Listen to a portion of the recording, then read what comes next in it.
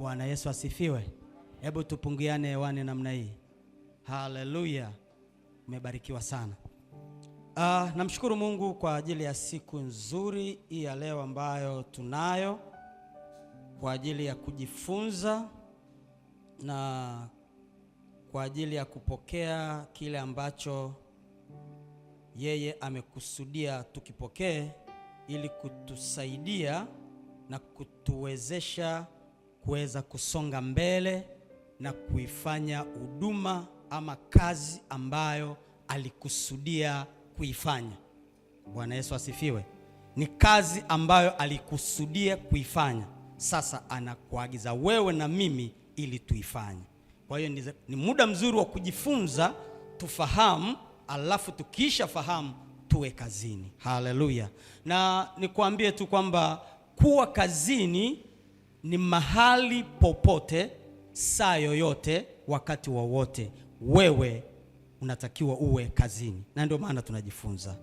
Kwa hiyo ukisha fahamu tayari, ukajielekeza, ukajiachilia moyo wako katika kukaa kwenye nafasi ya Yesu, wakati wowote utatumika. Na ukifahamu hilo, heri wewe, kwa sababu Kristo atajivunia kwamba sasa amepata watu duniani. Bwana Yesu asifiwe. Leo ni siku yetu ya kwanza ya semina yetu yenye ujumbe unaosema moyo wa Yesu kwa walio gizani. Haleluya. Hapo kuna maneno makuu mawili sana. Moyo wa Yesu. Kuna neno moyo wa Yesu. Alafu kuna walio gizani. Bwana Yesu asifiwe. Sasa jioni ya leo tunapoenda kuanza semina yetu, tutaanza na kuyaangalia maneno haya mawili, kwa sababu ndio ujumbe na ndicho cha kujifunza. Haleluya. Ndio ujumbe na ndicho cha kujifunza. Moyo wa Yesu, jinsi ulivyo, unataka nini kwa walio gizani. Haleluya. Sasa tuanze kama ifuatavyo. Tunaanza kuliangalia neno linalosema walio gizani. Tutaanzia hapo. Walio gizani. Walio gizani ni akina nani na kwa nini wawe gizani? Uko gizani ni wapi? Itabidi tuangalie kwamba uko gizani ni wapi, ili uweze kufahamu moyo wa Yesu kwa nini uko kuangalia hao. Kuna nini uko gizani? Na wakoje? Je, wanajitambua walioko gizani? Wanajitambua kwamba wako gizani? Inabidi tufuatane alafu tuangalie ili tuweze kusonga mbele. Bwana Yesu asifiwe. Sasa tunaangalia hilo neno linaloitwa gizani. Walio gizani. Hapo gizani ni wapi? Sasa moja kwa moja tuangalie kwamba tunaposema gizani au tunaposema walio gizani tunamaanisha nini? Tunapozungumzia au tunapofikiri na kusikia. Kwanza tufahamu tuna kitu kinaitwa giza. Sawa? Giza kwa maana ya kawaida ni mahali ambako hakuna mwanga. Si ndivyo? Ni mahali ambako hakuna mwanga. Na ni kitu ambacho tunakifahamu kwa sababu tuko duniani. Kuna giza. Huwa lipo giza wakati wa usiku. Si ndio? Na kwa sababu kuna giza wakati wa usiku, usipowasha taa unakuwa na wakati ambao huwezi kuona. Unaweza mkao mko watu lakini hamuonani kwa sababu kuna giza. Kuna hali ya weusi ambayo inakufanya ushindwe kuona. Kwa hiyo hapo hilo linaitwa giza. Na mtu anapokuwepo tunasema yuko gizani. Manake yuko katika eneo hilo ambalo hawaonani. Sawa? Lakini pia tunaweza kusema kuna lugha zingine watu tunatumia tunapozungumza gizani. Tunasema mtu anapokuwa hana ufahamu fulani wa jambo fulani. Sawa? Hajui, tunasema yuko gizani. Gizani kwa maana nini? Yuko katika wakati ambao kuna jambo linaendelea lakini yeye halijui. Yuko gizani kwa maana ya kwamba hafahamu kinachoendelea kwa wakati huo. si ndivyo? Tunasema yuko gizani. Kwa hiyo tunaweza tukaona gizani ni mahali pa namna gani, kwamba ni mahali ambako mtu anakuwa hana ufahamu sahihi wa jambo, hana ufahamu sahihi. Sawa? Tuko sawa? Ni mtu ambaye yuko mahali kuna jambo analifanya, huenda analifanya, lakini kwa kuto kutambua kwamba hili linalolifanya lina matokeo gani baada ya hapa, yuko gizani. Sawa watu wa Mungu? Aha. Na tunapojaribu kuangalia neno hili, ni neno ambalo tumekuwa tukilitumia kwamba wenye dhambi, si ndio? Lakini tukimaanisha lile kwamba walioko gizani. Kwa hiyo neno gizani ni neno ambalo tumekuwa tukilitumia, lakini kuna wakati tunalitumia upande huu tuseme ni wa kiroho au wa rohoni au wa hali ya mazingira ya mtu ambaye hajaamini. Sawa? Tunasema ni aliye gizani. Na kama kawaida unavyojua, gizani ni mahali ambako kuna hatari tofauti. Sawa? Gizani ziko hatari za aina mbalimbali, kutokana na aina ya giza ambalo mtu amekaa. Kutokana na aina ya giza mahali ambako mtu amekaa, kunaweza kukawa na hatari mbalimbali hapo gizani. Na ndio maana tunahitaji mwanga. Unahitaji mwanga kwa sababu ili uone, lakini pia ili uweze kuona na hatari zingine zinaweza zikajitokeza dhidi yako. Bwana Yesu asifiwe. Kwa hiyo tunapozungumzia upande huu, tunazungumza watu wasiojua kuwa Yesu Kristo alidhihirishwa katika mwili aziondoe dhambi. Huyu ni mtu ambaye tunasema yuko wapi? Kwa hiyo giza la upande huu, achana na ile la upande ule wa kawaida wa mambo ya usiku na nini, au mahali mtu amejifungia yuko gizani. Tunazungumzia sasa habari ya mtu yuko gizani, kwa maana hana ufahamu sahihi ya kuwa Kristo Yesu alidhihirishwa ili aziondoe dhambi, azivunje kazi za ibilisi, aziondoe dhambi kwa ajili yake. Huyu mtu yuko gizani. Haleluya.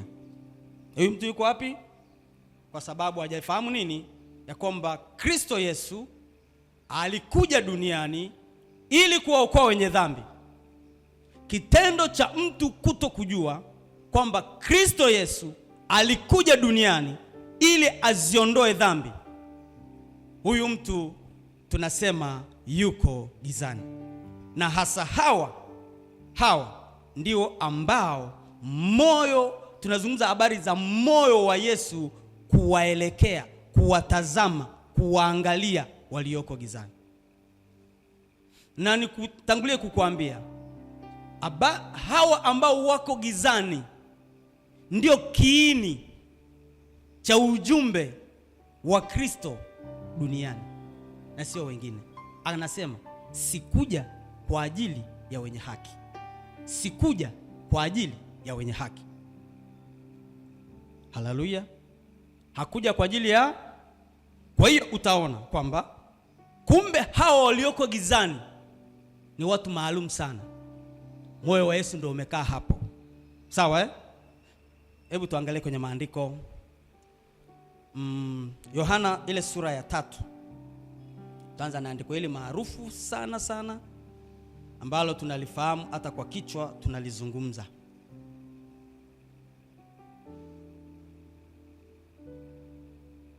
Kumbuka tunaendelea kutazama hapo gizani kuna nani, kuna nini. Haleluya. Yohana 3 ule mstari wa 16. Maandiko yanasema, kwa maana jinsi hii Mungu aliupenda ulimwengu hata akamtoa mwanaye wa pekee, ili kila mtu amwaminie asipotee. Sasa hilo neno asipotee, hapo ndipo kwenye giza hapo. Haleluya. Manake aliyoko kwenye giza amepotea. Tuko pamoja? Biblia inapozungumza anamaanisha kwamba huyo ambaye anasemwa asipotee hapo alipo ni gizani, na ndio maana anatanguliza neno aliupenda ulimwengu. Sasa anapozungumza kuupenda ulimwengu, anazungumza watu. Sawa sawa, sawa sawa, watu wa Mungu.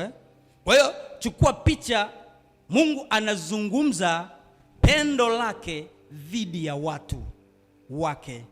Sawa sawa. Na anapozungumza habari ya upendo kwa habari ya waliopotea, utavurudi nyuma chap uone kwenye sura ya 3 ya Mwanzo, habari ya mwanadamu kuanguka kwenye dhambi. Sawa Kwa hiyo kuanzia wakati huo mwanadamu aliondoka kwenye dira ya Mungu. Mwanadamu aliondoka wapi? Kwenye dira ya Mungu, kwenye utaratibu, kwenye mpango. Manake Mungu alipomuumba mwanadamu alikuwa na mpango. Sema amina. Alikuwa na mpango, na mwanadamu aliondoka kwenye huo mpango. Sawa Kwa hiyo Yesu anapokuja anajidhihirisha, anasema alikuja kuokoa na kutafuta kilichopotea. Kilipotea pale, haleluya, ndiko kilikopotea. Kwa hiyo Yesu anakuja ili kurejesha ufalme wake ambao ndio asili, tangu asili ulikusudiwa, ulipotea. Sasa makusudi kurejesha. Sawa? Kumbuka tangu mwanzo, nikupeleke tu hapo tena, kwamba tangu mwanzo Mungu alijiumbia wanadamu kwa ajili yake. Alijiumbia wanadamu kwa ajili yake. Na mpango huo, kutenda dhambi kwa mwanadamu kuliuyumbisha au kuliuharibu. Sawa? Lakini bado kusudi na mpango wa Mungu ukawa uko pale pale. Anatafuta wakati na wasaa mzuri atakao urejesha. Na urejesho huo ni urejesho ambao anaurejesha kwa uweza wake na kwa upendo wake mwenyewe. Na ndio maana wokovu tunaupokea bure kwa imani. Sawa sawa Kwa sababu ukijaribu kusoma maandiko utaona jinsi ambavyo wanadamu walijitahidi katika namna mbalimbali za kuweza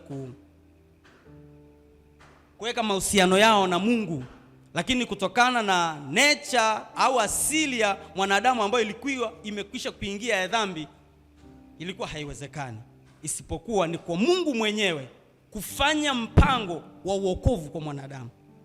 Sawa Kwa sababu kiukweli ni kwamba wewe usingeweza kutimiza sheria, taratibu zozote zile za kuweza kukufanikisha uwe kwenye utakatifu wa Mungu. Hakuna mwanadamu mwenye uwezo huo. Kwa hiyo hapo alihitajika Mungu mwenyewe afanye alichokifanya ili mwanadamu aweze kurudi kwenye nafasi ambayo yeye ndiyo aliyekusudia. Tuko pamoja? Sasa tunaendelea hapa kwamba sasa kwa sababu hiyo basi ya uharibifu huo uliotokea na kadhalika, Yesu tunapozungumza habari ya moyo wa Yesu, tunarudia kuona kwamba ni mpango mkamilifu wa Mungu wa yeye kutaka kukaa na wanadamu, maana alijiumbia yeye mwenyewe wanadamu. Sawa Sasa huo mpango huo ndio ambao tunauzungumza. Kwa hiyo tunaposema habari ya gizani ndio huko mwanadamu alikuwa amepotea. Sawa Na moyo wa Yesu ni kumrejesha huyu mwanadamu arudi kwenye mpango wake. Sasa tunaposema tena gizani pana hukumu. Sawa Pana hukumu ya nani? Pana hukumu ya Mungu. Kumbuka Mungu alisema siku utakayokula utakufa hakika. Hiyo ilikuwa imekuwa. Sawa Alipomwambia Adamu, alimwambia siku utakayokula utakuwa umefanya nini? Yaani wewe utakuwa umekufa. Na tunapoangalia maandiko hatuoni kwamba Adamu alikufa, ila aliendelea kuwepo, ila mauti iliendelea. Sawa Ikazaa yote ambayo mpaka leo tunayaona. Sasa anasema na kwa kusudi hili mwana wa Mungu alidhihirishwa ili aziondoe dhambi. Mahali pengine anasema ili azivunje kazi za ibilisi. Sasa mpaka hapo tumeelewana? Bwana Yesu asifiwe. Kwa hiyo hapo gizani ni hapo ambako watu hawana ufahamu sahihi kuhusiana na kile Mungu amefanya ndani ya Kristo kwa ajili yetu. Kwa ajili yetu. Haleluya. Bwana Yesu asifiwe sana. Sasa tuangalie moyo wa Yesu. Tunapozungumza habari ya moyo wa Yesu, tunapozungumza habari ya moyo wa Yesu, tukianza na andiko hilo hilo la Yohana 3:16. Yohana 3:16 anaposema Mungu aliupenda ulimwengu. Mungu aliupenda nini? Ulimwengu. Kwa hiyo tunaanza kuona moyo wa Yesu, moyo wa Mungu, moyo wa Yesu ukiwa na upendo. Kwanza tunaona upendo. Bwana Yesu asifiwe. Na anadhihirisha upendo kwa sababu upendo ndicho kiini, ndicho chanzo cha mema yote. Haleluya. Tunapozungumza habari ya upendo, tunazungumza habari ya kiini cha mema yote. Upendo ndio ambao unaweza ukavumilia, kwa sababu hakuna namna nyingine Yesu angeliweza akafanya alichokifanya kama hakusukumwa na upendo. Kwa hiyo moyo wa Yesu cha kwanza tunauona ulikuwa ni moyo uliojaa upendo kwa ajili ya wanadamu. Walio wapi? Gizani. Kumbuka nimekuambia kwamba enzi hiyo ilipopotea bado Mungu alikuwa na mpango ule ule wa kuirejesha. Na mpango wa kuirejesha enzi yake ya yeye na wanadamu ni kwa kumleta Yesu duniani, kwa Yesu kuja duniani ili tena aanzishe mpango mpya, alete mpango mpya utakaoweza kuwakusanya wanadamu wote kwa kumwamini yeye, ili arejeshe tena enzi yake au mpango wake aliyoukusudia tangu asili. Haleluya. Bwana Yesu asifiwe. Kwa hiyo sasa, kwa sababu hii moyo wake ulijawa na upendo. Moyo wake ulijawa na upendo, na ndio maana haya yaliweza kufanyika. Ndio maana aliweza kuvumilia mijeledi, dharau za wanadamu, kuudhiwa na wanadamu kwa sababu ya pendo lililokuwa ndani yake.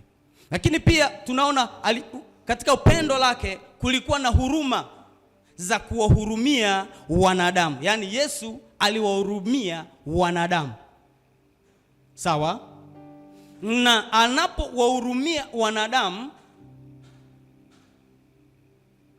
anadhihirisha huruma zake kwa kujitoa kwa ajili ya hao wanadamu. Bwana Yesu asifiwe. Bwana Yesu asifiwe. Hebu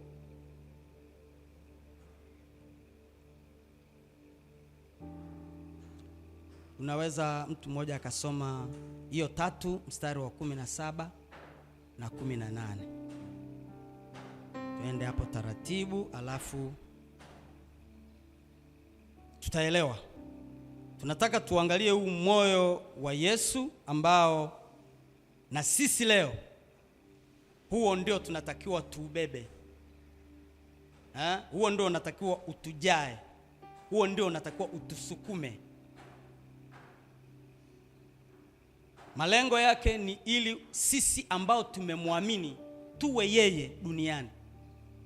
Sawa? Malengo ya Yesu ni sisi tuwe yeye duniani, ili ile kazi ambayo yeye ndio alipaswa kuifanya akiwepo hapa duniani alituachia sisi, si ndio? Kwa ile kazi ambayo alipaswa kuifanya, anatazamia, matazamio yake, matarajio yake ni sisi tuifanye na kwa ukamilifu na kwa usahihi kama ambavyo angelifanya yeye. Sawa wapendwa? Kwa hiyo wewe hapo ulipo unatakiwa ufahamu ya kwamba wewe ndiwe Yesu anayekutazama na kukuangalia uwe badala yake duniani. Namna unavyotazama na kuona wale ambao hawajamwamini Kristo, uwatazame kwa jicho la Kristo. Uwatazame kwa jicho la Kristo. Sasa unajua Kristo, unapoangalia na moyo wa Kristo vizuri, ukijaribu kuangalia, ni moyo uliojinyima kwa ajili ya wale wengine. Yaani ni moyo ambao haukuangalia mambo yake. Sawa? Ni moyo uliotazama wale wengine wanufaike, wafaidike, watoke mahali ambako anapopatazama hapafai, sio sehemu yao. Ni mahali penye maumivu, mahali penye machozi, mahali ambako pana hukumu. Sasa anapopatazama anawatamani watoke hapo, na hicho ndicho kinachomsukuma kufanya yote kazi aliyoifanya. Sawa? Na hiyo kazi ndio aliyokuachia na wewe, ili uifanye hiyo kwa niaba yake. Sasa ukiangalia wa Korinto pale pia anazungumza habari hizo. Sawa? Umeelewa vizuri? Kwa hiyo kuna mtu amefika kwenye somo, kwenye andiko ambalo tumesema?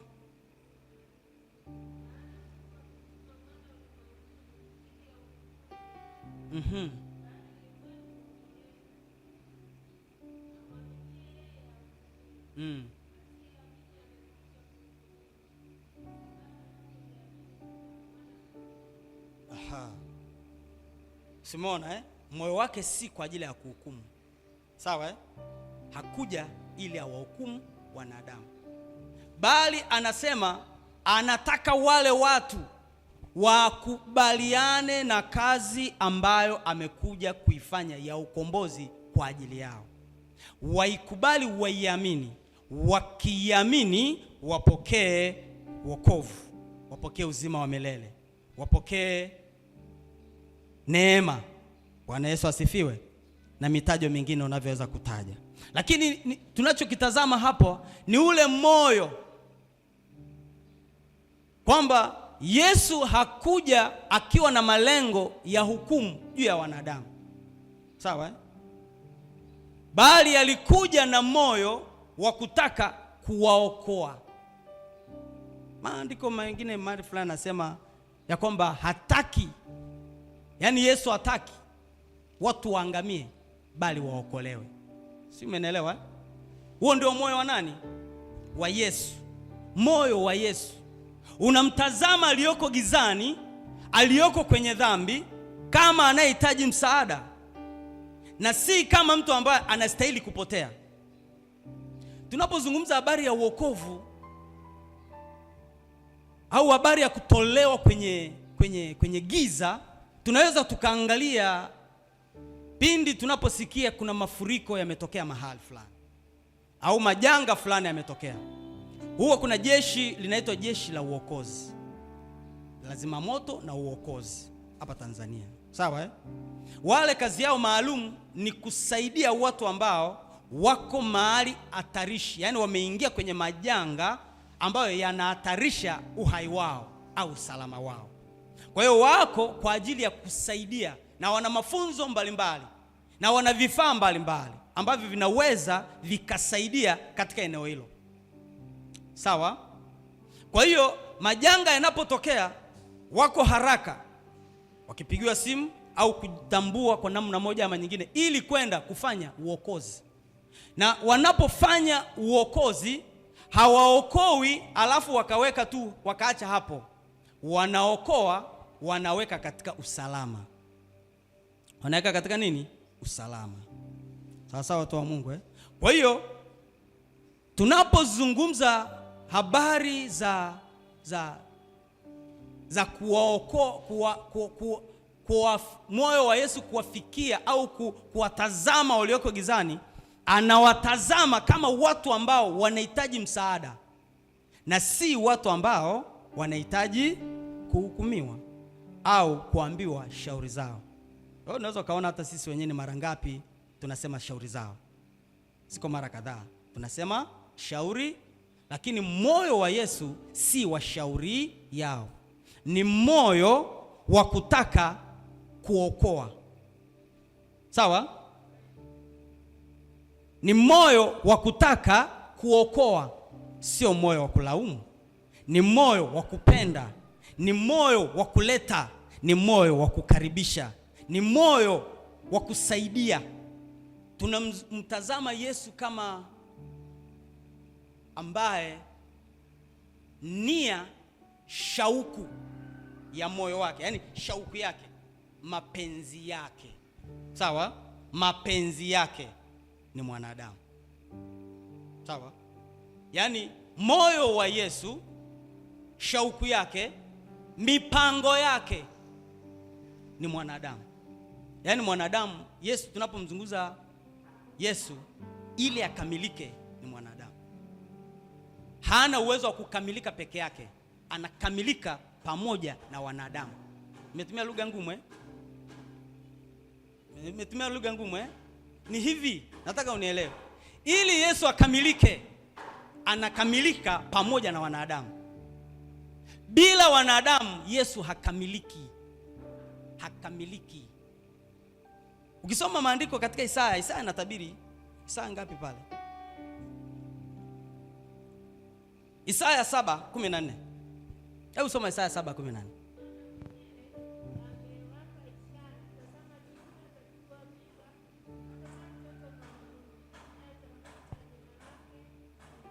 Atamuita jina lake. Na ukisoma kwenye ile Mathayo 1:23 anasema, maana ndiye anasema Immanueli, maana yake Mungu pamoja, maana yake Mungu pamoja na wanadamu. Bwana Yesu asifiwe. Sasa ili jina linatangulia, Mungu anaanza kulitanguliza kwa vinywa vya manabii, akiwaeleza kwamba yuko atakayezaliwa, yani Mungu atashuka. Mungu atashuka, atawashukia watu wake katika ule moyo wa kutaka kuwatafuta. Atawashukia ili akae nao. Sawa? Kwa hiyo napozungumza namaanisha hivi, malengo ya Mungu ni akae na wanadamu. Hayo ndio malengo. Kwa hiyo si wewe tu, yani Mungu ana malengo na wanadamu wote unaowaona. Kwa hiyo usiwaone wengine ukaona kama vile kwa sababu yuko katika mazingira fulani ya ajabu, huyu sio sehemu ya wale ambao Mungu alikusudia awe na makao nao. Sasa moyo wake Mungu unaanza kujifunua kuanzia huko. Sawa? Unajifunua kuanzia huko kwamba asili yake ni kukaa na wanadamu. Anawapenda wanadamu, anataka akamilishwe pamoja na wanadamu. Sasa ngoja nikuulize, maana yake kama atupa anakaa wapi? Hivi unajaribu kupata picha kidogo kwamba Mungu yeye na ukuu wake na uweza wake anafanya njia, anafanya namna yoyote ile ili aweze kufanya makao na mwanadamu, akae ndani ya mwanadamu. Sawa? Sawa?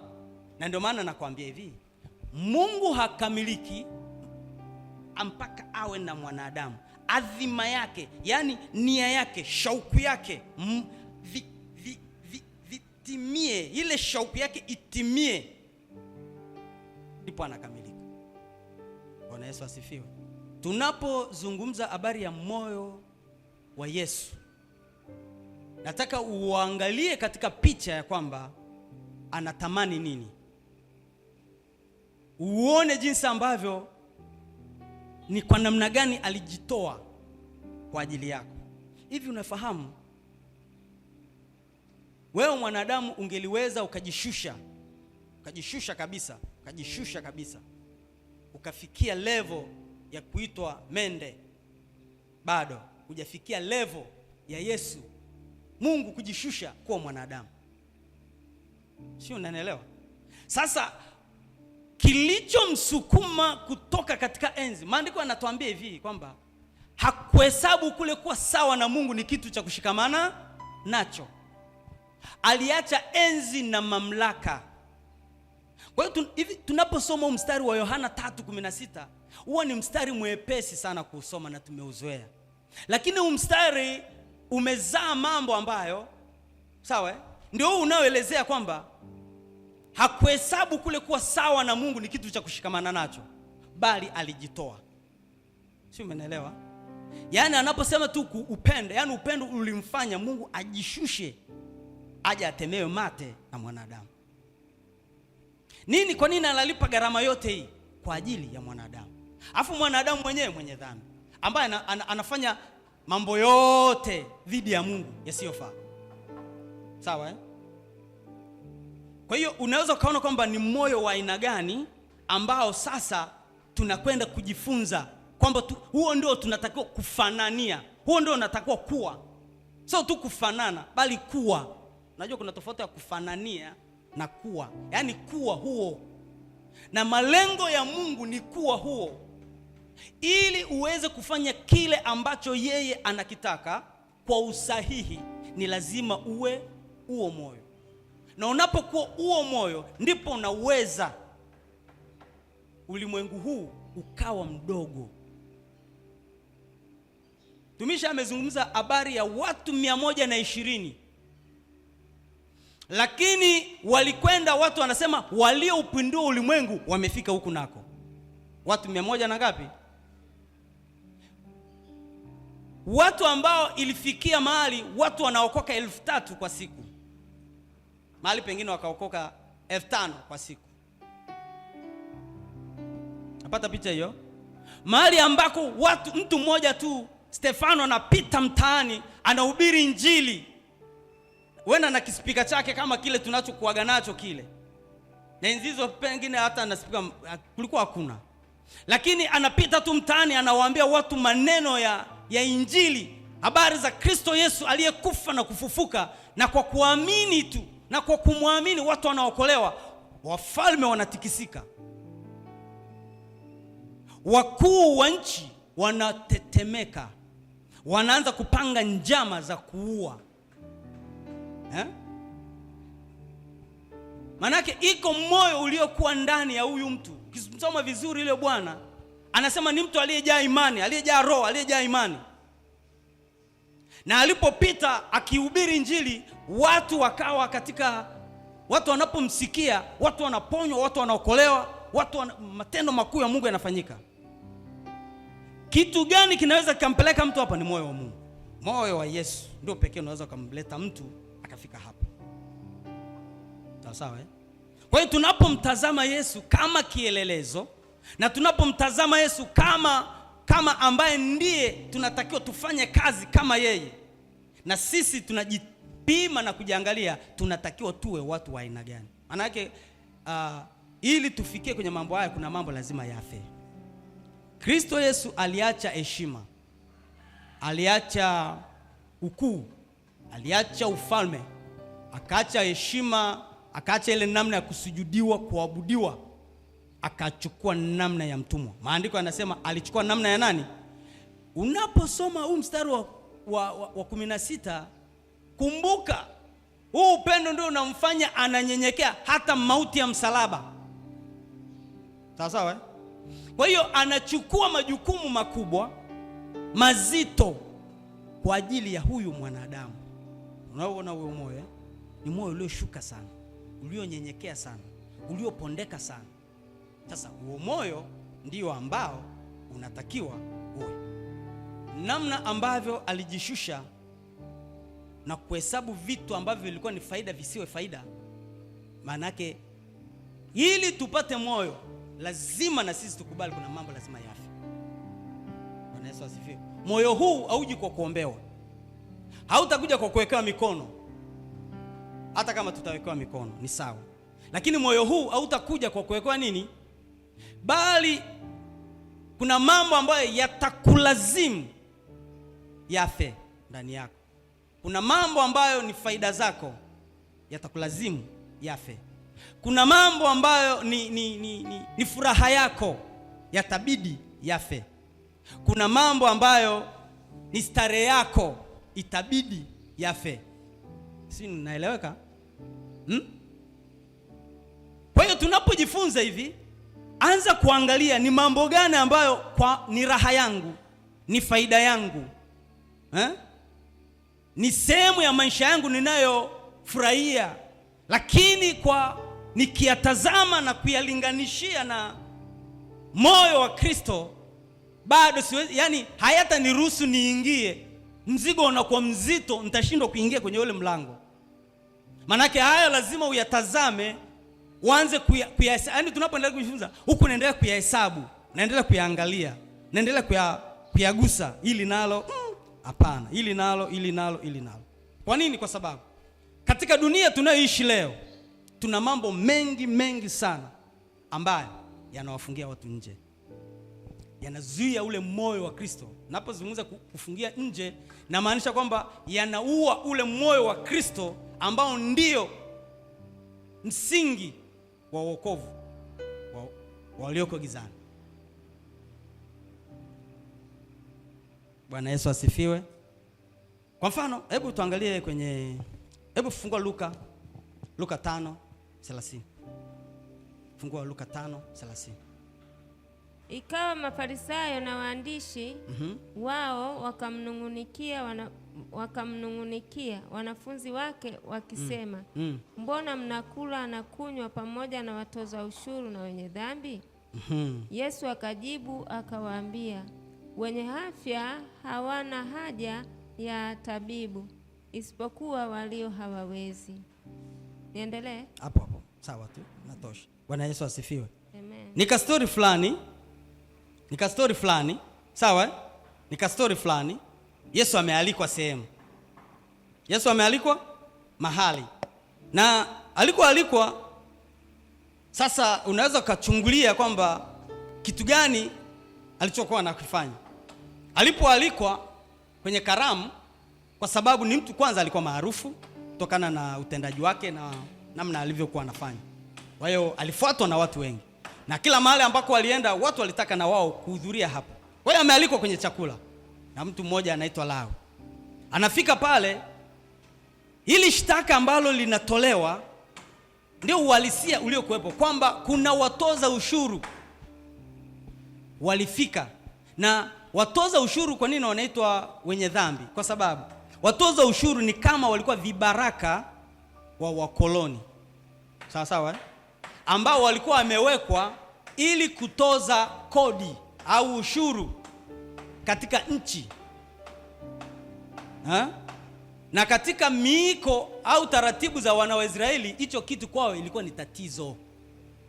Na hao watu walipotoza kodi, walitoza, kumbuka hao ni Waisraeli, wamewekwa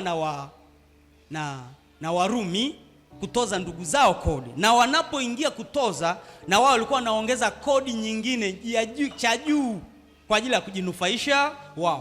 Kwa hiyo kwa watu wao walionekana kwamba ni watu wabaya, si ndivyo? Lakini na ni watu ambao walikuwa wanawasagia meno, hawakubaliani nao kutokana na jambo wanalolifanya. Sasa basi, Yesu anapokuwepo na wale watu wamekuja mahali pengine, anasema na makahaba walifuatana naye, walikwenda mahali alipokuwa.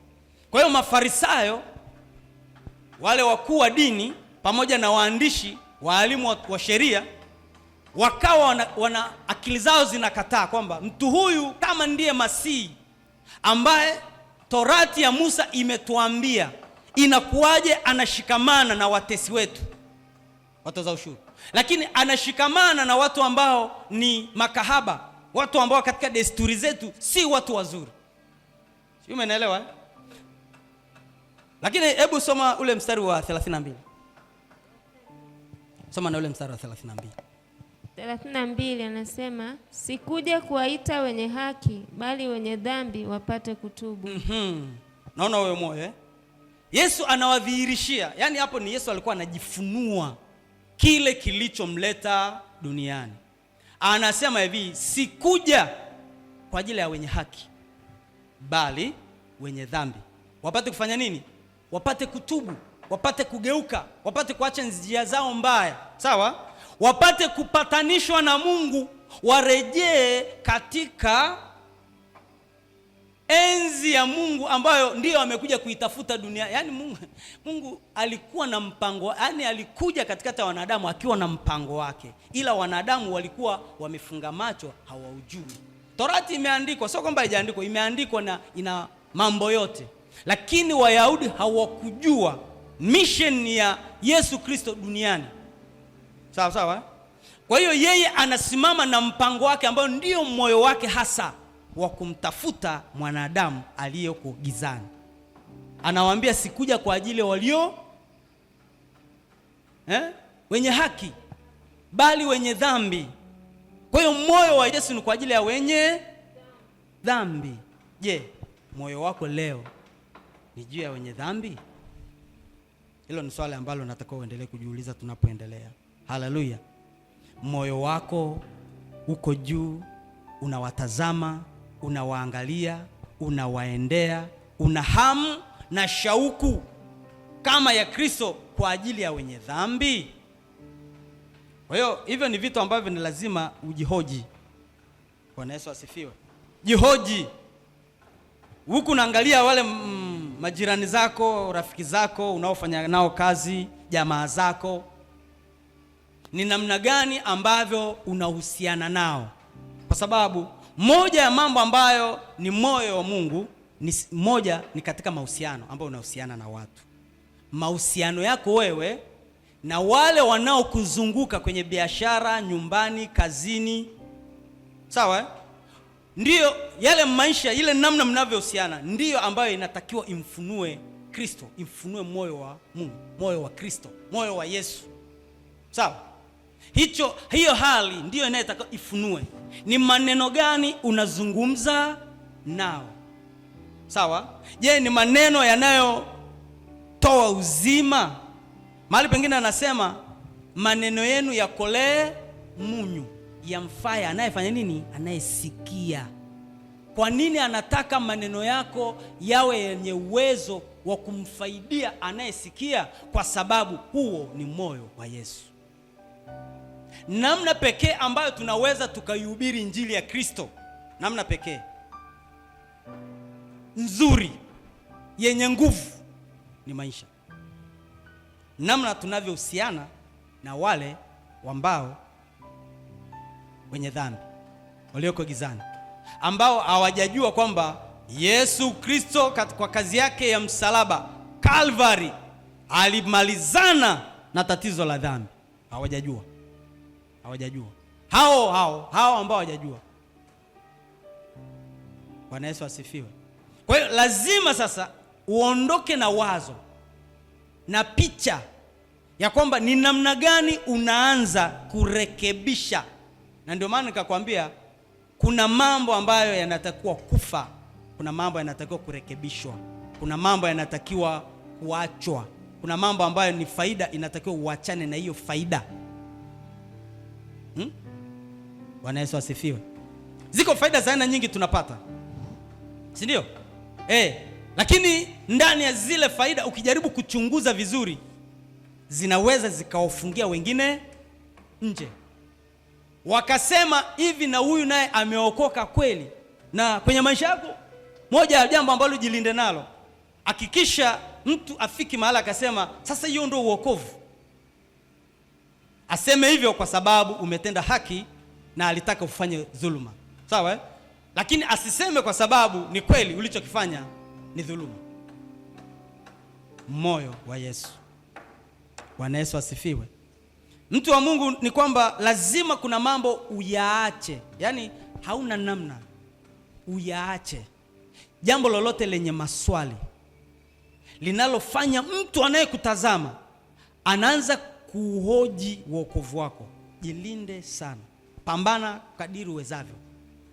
Epuka watu kuhoji kwa habari ya wokovu wako. Wakihoji ni kwa sababu umefanya mambo ambayo yanakubalika.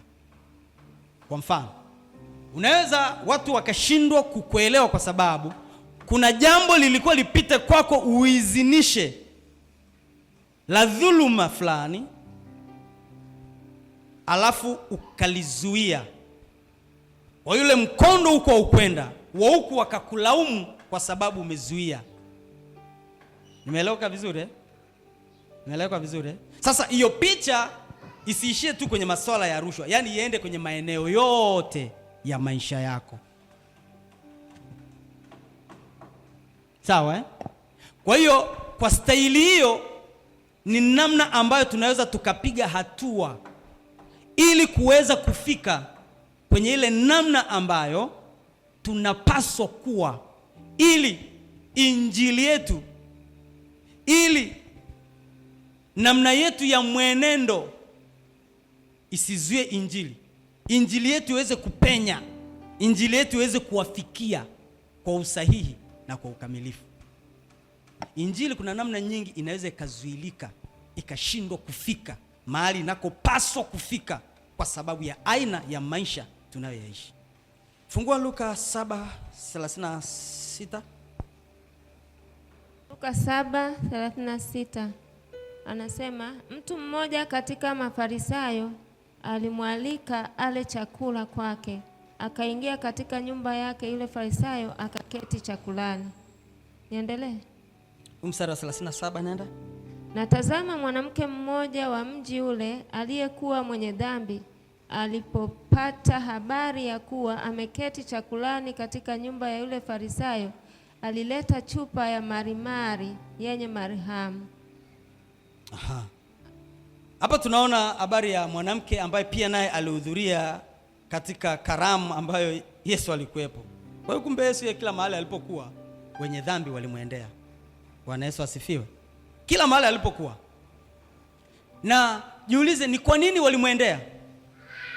Kuna faraja walipata kwake. Kuna mambo ambayo waliyapata ambayo kwa Mafarisayo kulikuwa hakuna. Sawa eh? Kwa Mafarisayo ilikuwa ni kutengwa na kuonekana wenye dhambi. Sawa? Lakini kwa Yesu aliwakumbatia. Sawa? Aliwasaidia. Ndio picha ambayo tunaiona hapo. Ndio tunachojifunza hapo. Kwamba Mafarisayo watu hawakujikusanya kwao kwa sababu kwao walifukuzwa. Lakini kwa Yesu walikaribishwa. Kwa Yesu walikumbatiwa. Kwa Yesu waliambiwa liwapasalo kufanya. Walipokea wokovu. Bwana Yesu asifiwe. Na mistari mingine mingi sana, ukijaribu kuangalia mistari mingine mingi kabisa inaonyesha jinsi ambavyo, kwa mfano ukisoma ile 15 anasema, basi watoza ushuru wote na wenye dhambi walikuwa wakimkaribia wamsikilize. Mafarisayo na waandishi wakanung'unika wakisema, mtu huyu huwakaribisha wenye dhambi, tena hula nao. Umeona tofauti hizo? Akawaambia mfano huu akisema, ni nani kwenu mwenye kondoo 100 akipotewa na mmoja wapo, asiyewaacha wale 99 nyikani, aende akamtafute yule aliyepotea hata amuone? Anasema, naye akiisha kumwona humweka mabegani pake akifurahi, na afikapo nyumbani kwake huwaita rafiki zake na jirani zake, akawaambia, furahini pamoja nami, kwa kuwa nimekwisha kumpata kondoo wangu aliyepotea. Bwana Yesu asifiwe. Bwana Yesu asifiwe. Anatoa mifano mingi sana inayohusiana na jambo kama hilo, lakini anachotaka kuonyesha ni nini? Nini kilichomleta duniani na ni nini kinachotakiwa kuendelea kufanyika. Nini kilichomleta duniani? Ni wenye dhambi. Nini kinachoendelea kufanyika? Ni kuwatoa walioko gizani kuwaleta kwenye nuru. Bwana Yesu asifiwe. Ukijaribu kusoma maandiko yote kuhusiana na Yesu, moyo wake ulielekea kuwatoa waliko kuwaleta kwenye usalama. Kwenye usalama ndiko ndani yake. Tunapoamini tunakaa ndani yake, hapo ndiko kwenye nini? Usalama. Hapo ndiko moyo wake uko. na hapo ndiko anakotafuta watu wote waamini wote, moyo wao uwe huo. Sawa sawa? Anakutaka wewe moyo wako uwe huo, ili aone jinsi ambavyo anaendelea kuwaleta wengi kuingia katika ufalme wake. Bwana Yesu asifiwe. Katika asili yake, kuwa watu wake hasa. Huo ndio moyo wa Yesu. Anakutaka wewe na wewe uchukue picha na sura hii, ili uweze kutimiza mpango na kusudi la kuokolewa kwako, kwa sababu hatujaokolewa ili tule, tunywe, tuoe, waolewe, wawe na watoto, wajenge nyumba, wawe na kazi nzuri, biashara nzuri, alafu basi. Ukijaribu kuangalia mafundisho ya Yesu mahali popote, hakuna alikoweka msingi wa majumba, msingi wa pesa, msingi wa biashara. Na hata mahali ya maandiko ukijaribu kuangalia mfano wa ile kutoa talanta, mara nyingi tunafundishia biashara. Hakuwa anazungumza habari ya biashara, kupata faida ya pesa. Huo sio moyo wa Yesu, kupata pesa. Sawa? Haina maana pesa hazihitajiki katika kujenga ufalme wa Mungu au katika kufanya huduma mbalimbali. Sawa? Lakini sio msingi. Kumbuka mfano wa tajiri na Lazaro. Mfano wa tajiri na Lazaro. Anasema Lazaro alikuwa masikini, mwenye vidonda vingi mwilini, lakini ana Yesu. Kwa leo tunatumia lugha hiyo, si ndivyo? Ana Yesu. Tajiri ana kila kitu, lakini hana Yesu. Sawa?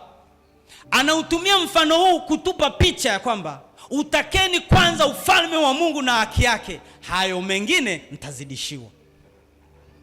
Anatumia mfano huu kutuonyesha picha ya kuwa maisha ya dunia hii, anasema mtu itamfaidia nini mtu akiupata ulimwengu wote, fahari yake, mambo yaliyopo mazuri, lakini akapata hasara ya nafsi yake. Kumbe si faida. Sawa? Sawa? Anachotazama ni mtu mmoja anayefika mahali pa kujitambua na kupata hilo kwamba Kristo Yesu alikuja duniani kwa ajili ya dhambi za wanadamu, na kila anayeamini anapokea uzima wa milele. Ukilifahamu hilo, hata kama ungelikuwa ni mtu unayokota ukala majalalani, wewe una heri. Wewe una nini? Wewe una heri. Kula chakula chako cha shida. Simaanishi kwamba sasa uache kufanya kazi. Sisemei hilo. Sawa? Yaani ni hivi, kama yale ambayo yanakufanya ustawi katika mwili ni mambo ambayo yanakushusha, yanakuondoa kwenye kusudi na mpango wa Mungu, ni bora ukawa maskini. Lakini ambaye una utajiri udumuo, kwa sababu utajiri wa duniani ni utajiri wa muda na unapita. Kwani wangapi umewaona wamepita na walikuwa nazo? Sio za kukopa, walikuwa nazo nzuri. Walikuwa nazo. Anaenda anakotaka, anakula anachotaka, anaendesha anachokitaka, anakaa nyumba anayoitaka. Akiamua leo akae Masaki, kesho akae Oysterbay, kesho kutwa sijui akae wapi, kesho kutwa sijui akae wapi. Si ndio? Lakini wameondoka, wameviacha. Si umeelewa mpaka hapo? Haina maana usitafute. Haina maana.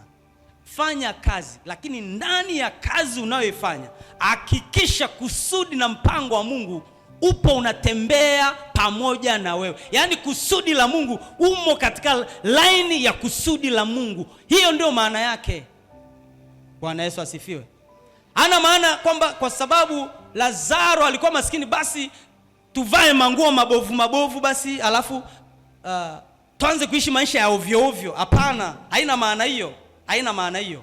Ina maana kwamba lazima kipaumbele chako kiwe mambo ambayo yanaujenga ufalme wa Mungu, yanaukuza, mambo ambayo yanaueneza ufalme wa Mungu. katika mapenzi ya Mungu, na mambo ambayo haya hayawezekaniki ni mpaka mtu aamue, yani mtu aamue kwamba sasa. Na ndio maana tunajifunza kujifunza. Mimi naamini sana katika kusikia mara nyingi, lakini huwa naamini sana katika kusikia kwa sababu nimeona matokeo.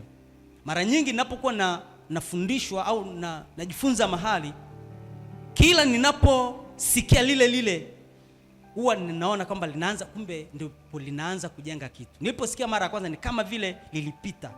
Nisikia mara ya pili ni kama linanitafakarisha kidogo. Nikisikia tena ni kama naona kama kuna kitu kinaanza kuingia.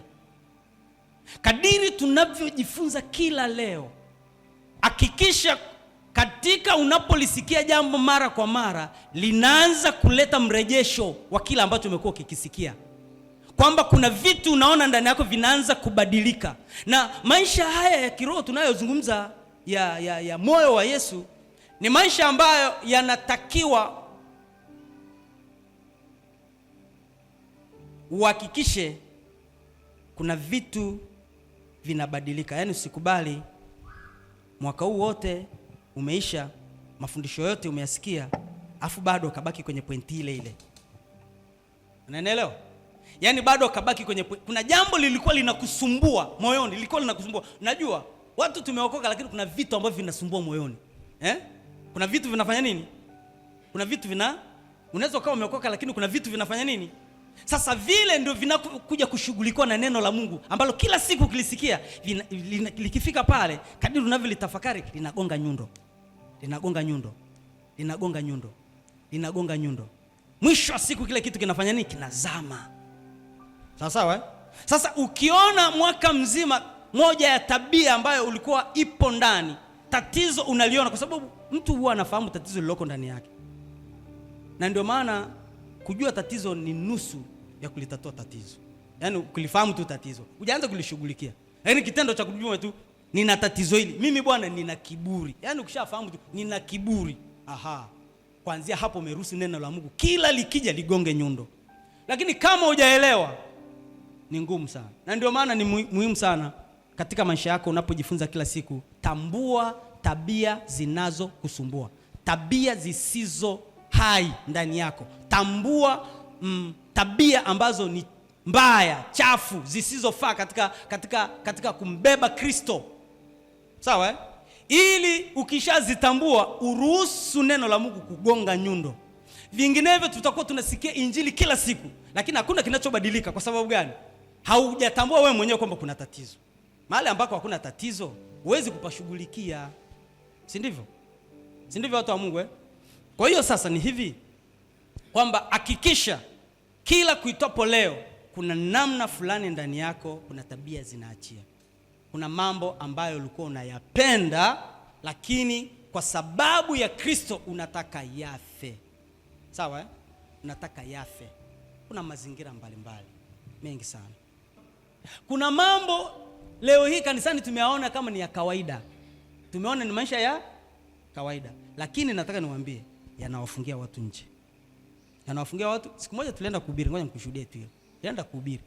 Watu walipokuwa wanahubiri na wadada nao wako pale. Sasa mmoja ambaye hajaokoka huko akaanza kusema, "Huyo naye ameokoka."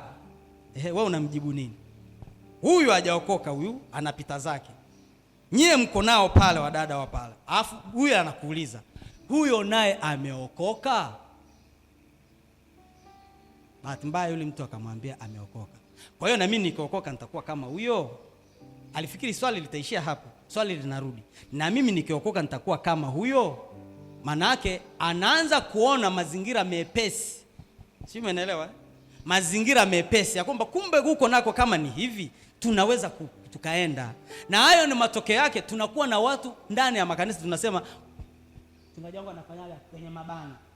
Kwenye nini? Kwenye mabano wameokoka, lakini kimsingi hawajawahi kukutana na uokovu kwenye maisha yao. Alafu tunaendelea kukuza kizazi cha watu. Sawa? Kwa sababu anapoendelea kuja mwingine atachukua sura ya walioko. Sawa? Kwa hiyo ninapokuambia kuna mambo ambayo lazima ujichunguze yafe, ili uweze kuwa sura kamili ya Kristo. Fanya. Paulo anajielezea, anasema kuna mambo ambayo kwangu yalikuwa ni faida. Yalikuwa nini? Faida. Lakini kwa uzuri wa kumjua Kristo nimeyafanya kuwa kama nini? Sio, umenielewa vizuri?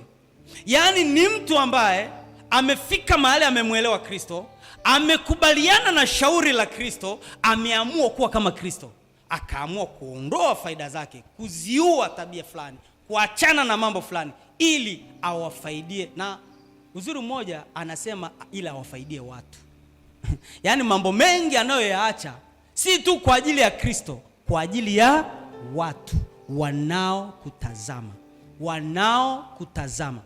Wewe nikwambie, injili atuhubiri mbinguni, injili atumhubiri Kristo, wala atuhubiri malaika, tunawahubiria watu. Na watu wanataka wakuone kama kielelezo. Watu hawataki wakuone kama mtu fulani, wanataka wakuone kama kielelezo. Paulo anasema nifuateni mimi kama ninavyomfuata Kristo. Yesu kama kielelezo anataka watu wamfuate kama yeye alivyofanya. Na watu ambao tunawahubiria wanataka wakiingia wafanane na sisi. Kwa hiyo lazima ukubali wewe kupona kwanza, na mambo unayoona ni faida kwako uamue kuyaacha kwa uzuri wa kumfahamu nani, ili uweze kuwa mlango wa wale wengine kufanya nini? Ukifanya vinginevyo unaozuia wapi? Si unanielewa? Hili ni eneo moja muhimu kubwa mno la watu wa Mungu ambao sisi tumeipata neema. Tunatakiwa tukiingia tukubali kufa. Kuna faida. Sawa? Niliongea na dada yangu mmoja hapo. Tulikuwa tunapiga tu story. Tulikuwa tunaongea tu. Lakini katika kuongea nikagundua, kumbe saa nyingine kuna mambo ambayo watu tunafanya, lakini kumbe ni kufuata mkumbo. Sasa hayo nayo tunatakiwa kufa. Sema kufa. Tunatakiwa kufanya nini? Kufa. Kuna mambo ambayo tunatakiwa kufanya nini? Kufa. Yaani kwa ajili ya wengine, ili na wenyewe usije ukaofungia mlango. Hebu wafungulie watu milango. Sema nitawafungulia watu milango. Sema nitawafungulia watu milango. Waje kwa Kristo. Maisha yangu yasiwe. Mimi mwenyewe ninapoongea, na mimi nimetokea huko. Kuna mambo na mimi kila wakati natamani kuendelea kufanya nini? Kufa nayo. Yako aliyokufa. Sawa? Hiyo ni hali ya maisha ya mtu yoyote. Yaani ukiona kwenye maisha yako hakuna vinavyokufa, ni wewe yule yule. Yaani wewe ni yule yule. Mimi kunakumbuka kuna kipindi fulani nilikuwa najiuliza, mbona huwa nasikia watu kubadilika, mbona mimi sioni kubadilika? Nikasema basi hata kanisani sina haja ya kwenda, kwa sababu kila siku nasikia lakini sina nacho kipata. Sina nacho. Kwa hiyo suluhisho langu nikaona, sasa na kanisani naenda kufanya nini? Si bora tu niache? Si umeelewa? Lakini ilifika mahali nikasema hapana. Inapasa kufanya nini? Kufuatilia, kuona kwa nini mambo haya mwaka mzima unaisha jambo hili na lifahamu kwamba ni tatizo, alafu bado lipo. Si umeelewa? Toa Mungu unanielewa? Kuna mambo mengi kwenye maisha, kadiri unavyodili nayo ndipo unaachilia. Hivi hujawahi kukaa mchungaji akahubiri au mtu fulani akafundishwa akasema, yani kama alikuwa anasema na mimi, alisema na wewe kwa sababu ulishajua tatizo. Kama ukulijua tatizo usingejua kama anasema na mimi. Ulijua tatizo, alafu Roho ndio amekuja sasa kushughulika nalo. Hiyo ndio staili ambayo Roho Mtakatifu anashughulika na tatizo. Bwana Yesu asifiwe. Kwa hiyo hebu kubali mambo fulani kufa ili uweze kusonga mbele. Bwana Yesu asifiwe. Andiko yako mengi lakini hatutayasoma yote. Muamini popote alipo anapaswa kurekebisha mitazamo kumfanania Kristo jinsi alivyo juu ya wenye dhambi. Sawa? Muamini popote alipo, popote ulipo, unapaswa kurekebisha mitazamo namna unavyowatazama wenye dhambi. Haleluya. Anapaswa kufahamu ya kuwa mwenye dhambi hatishi. Mwenye dhambi afanye nini? Usimwogope. Sawa, eh? Ina maana kwamba yani usimtenge. Moja, usimwogope, kwa maana ya kwamba na mtu fulani unaona niko naye hapa, nasikia kabisa ndani napaswa kumwambia, lakini unaanza kumwangalia sura jinsi alivyo, hapana, sija kanijibu vibaya. Hatishi. Usifanye nini? Zungumza naye. Lakini cha kwanza unachotakiwa kuzungumza naye, zungumza naye kwa namna unavyoonekana. Bwana Yesu asifiwe. Kwa hiyo lazima ufahamu kwamba anastahili injili ili aokolewe, apate wokovu,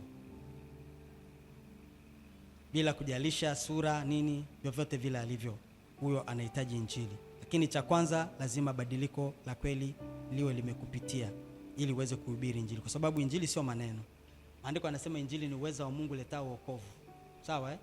Kwa kila anayeamini ni uweza wa Mungu, na huo uweza wa Mungu unakutegemea wewe pia, kwamba wewe mwenyewe unaupeleka huo uweza. Unao huo uweza kweli?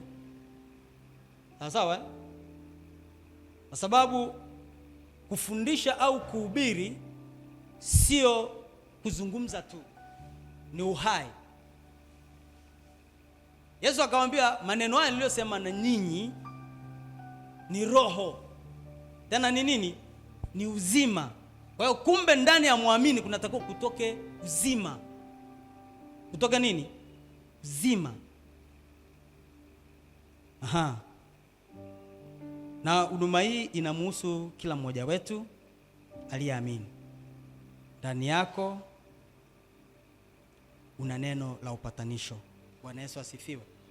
Bwana Yesu asifiwe. Kesho tutaangalia mambo mengine zaidi na tutafika mahali pazuri. Bwana Yesu asifiwe. Haleluya. Kwa leo tutaishia hapa. Tuna maandiko mengi ambayo tutayasoma na mambo mengi ambayo tutayaangalia, na natumaini kwamba tutafika pazuri. Bwana Yesu asifiwe sana.